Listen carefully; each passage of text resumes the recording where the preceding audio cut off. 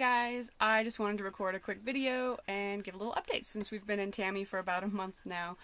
Sorry if you hear Sheila panting. We just played outside for a little while and she's super hot and tired now. So that's what that noise is in the background. So yeah, we've been in Tammy for about a month now. Things are honestly a little bit boring. Not a whole lot to report. Just been camping out here in the woods. So we have been camping in Coconino National Forest, north of Pine. Really great.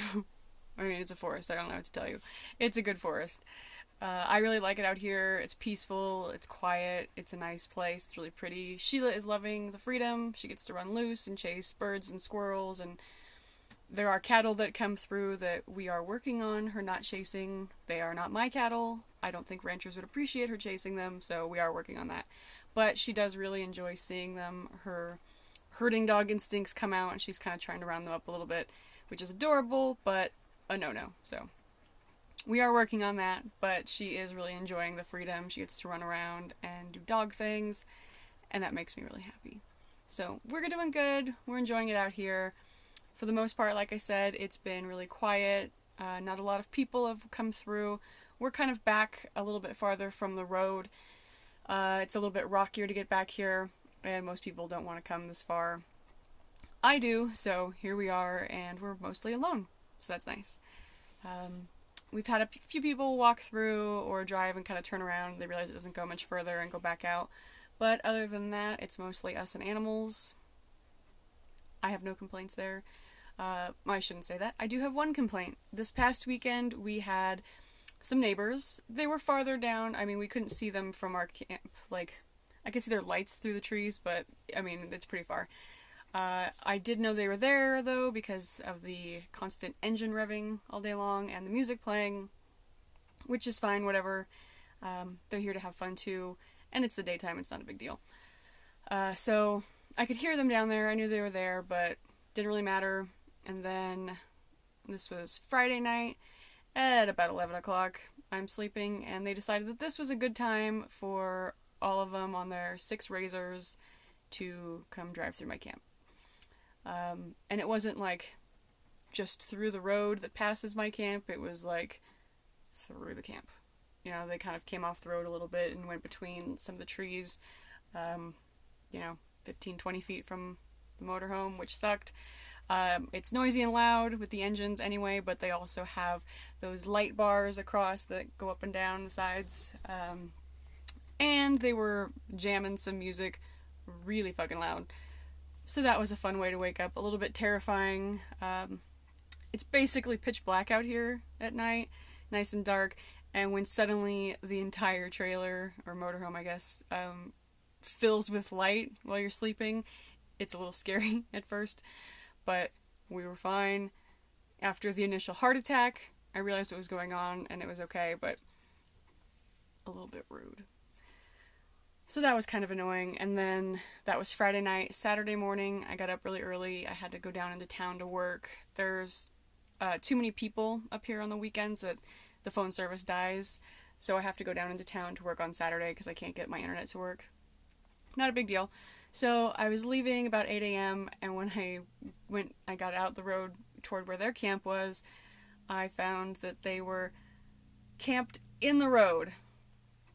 Like, not on the side, in the camp spots where you're supposed to be. And when they were there, too, they had like 8 or 9 trailers. There's a shitload of them. But they were also camped in the road, which sucked. I mean, it's not like, maybe this is a road, maybe it's not. No, it's definitely the road. Very clearly the road, and, I mean, they all knew I was back there. They'd driven through my camp multiple times, so I don't know. I don't know why camping in the road sounds like a good idea. It's a nice flat surface, I guess, but it's because people need to drive on it. So I had to kind of go off-roading a little bit. There's some pretty big holes in the road, big ruts. When it rains out here, the ground turns to tar, essentially. And then people come through on their ATVs, and it leaves these huge ruts. I mean, it's like, I can't even see my hand, it's so big. I mean, some of them were like 2 feet deep. So I had to kind of like maneuver through these giant holes and like scrape up against some trees and go over some rocks to get out. And they're all just kind of like standing in their camp, like staring at me. I'm like, hey, thanks for blocking the street, gotta get out of here.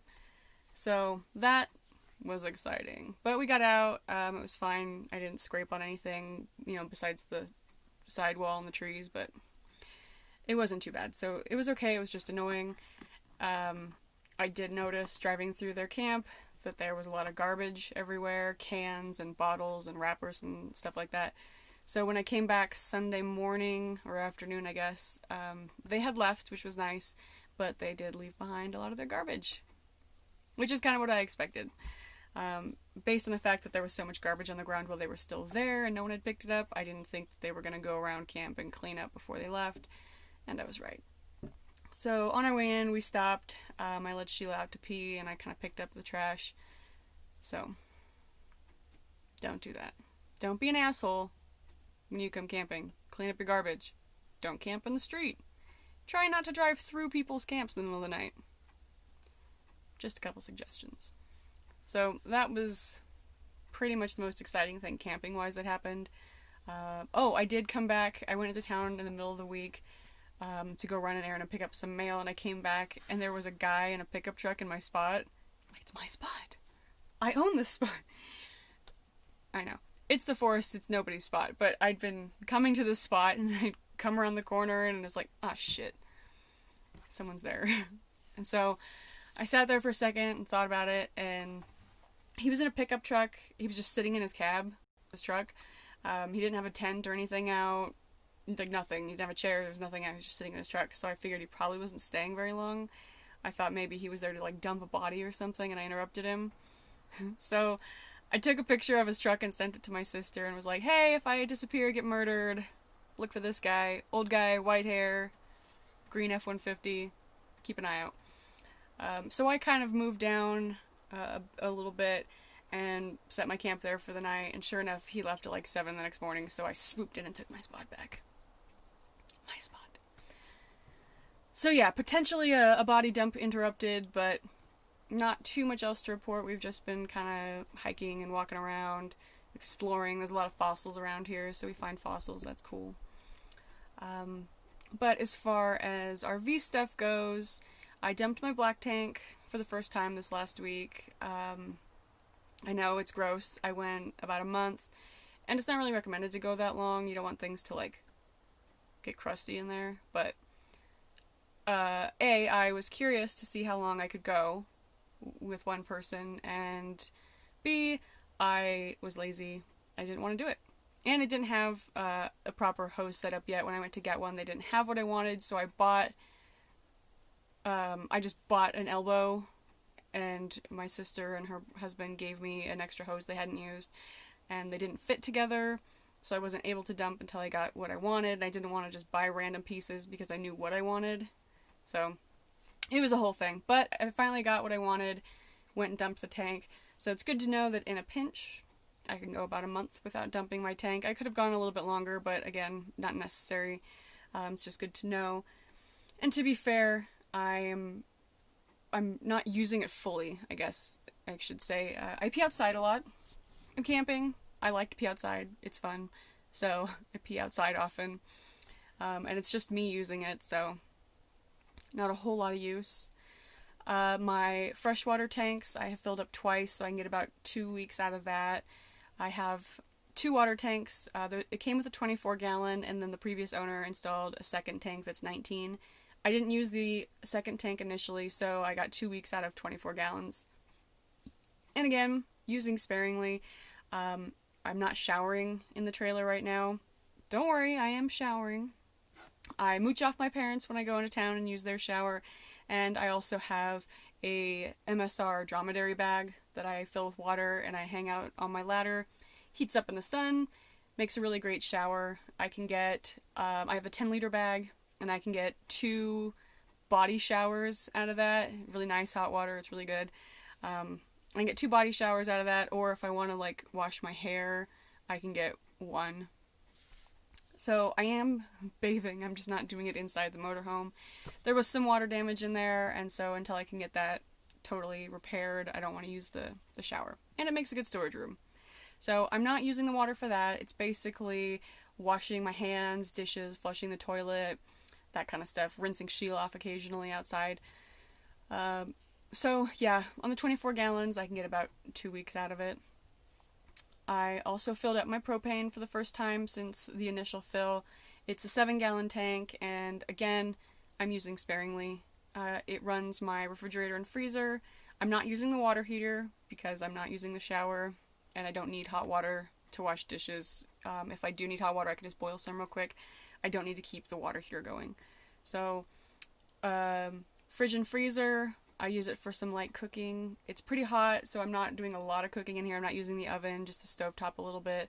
And then I boil water like 8 or 9 times a day for tea, because I drink disgusting amounts of hot tea, even in the summertime. So the propane, it was not totally empty, but it was getting close, so I just topped it off. It's, like I said, a 7-gallon tank, and I found a really cheap place in Pine. I could fill it up for less than $10. So, not bad. Even if I had to fill it up, more often than that, it's pretty cheap, so I'm not too worried about it. But, so, 2 weeks to a month about everything with really moderate use. I've done a few updates in here. You can see I have removed the valances, and then this window over here. You can also see that the wall is incredibly grimy and disgusting. I haven't cleaned it yet, but got those valances off, and that really just opened things up, made it a lot brighter, a lot neater looking. I don't know who thought this like hideous floral fabric of the 90s was a good choice, but it's not. It never was, it never is, and it never will be, so don't do it. No more. None. I did do some janky window treatments. On this window, it's just command hooks holding up a curtain rod with a curtain on it. I got these cheap sheer drapes, curtains, whatever you'd want to call them. Initially, I was going to do the sheer to let light in still, but kind of block a little bit, and then do another darker curtain with it to give more privacy. But I found with these ones, there is a loop sewn on the top and the bottom hem, and so I was able to just fold it in half. So this way, I think it was like a 63-inch drape. This way I was able to fold it in half and then use 2 curtain rods. That way the double layer creates enough privacy you can't see through it. I can still get some light through though, which is nice. And I didn't have to do any sewing, which is also really nice because I don't currently have my sewing machine with me, and I didn't feel like hand sewing this shitty material. So that's that. I've got a few pillows. You can see my hideous beast pillow that I love. I got some kind of knitted look to them throw pillows, and I turned the dinette down into the bed. So I'm using it as a day bed. The dinette was not comfortable the way it was, and the table was kind of rickety and janky. So I put it down, made it into a day bed. I just kind of covered the disgusting material that is these floral cushions with some fabric right now until I get a more solid cover going for it. But for now, it'll work.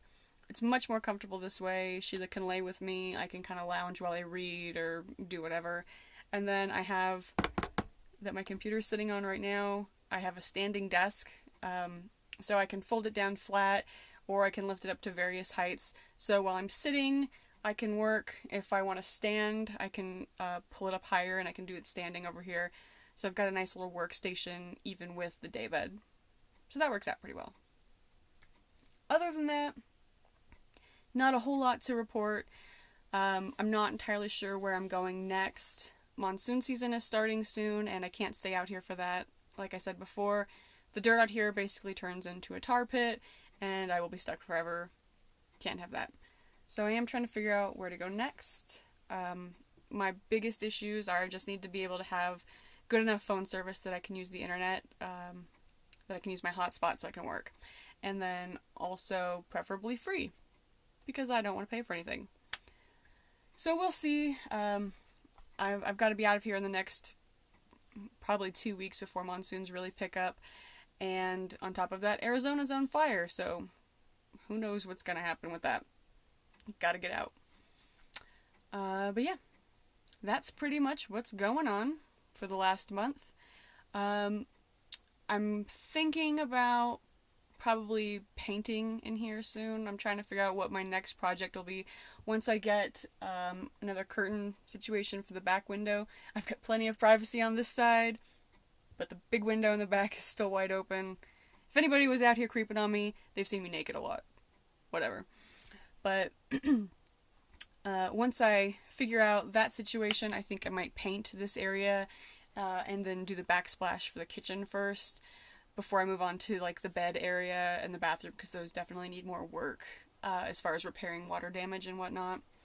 So I'll update as I get to those changes, and that's about it. So I will talk to you again soon. Bye!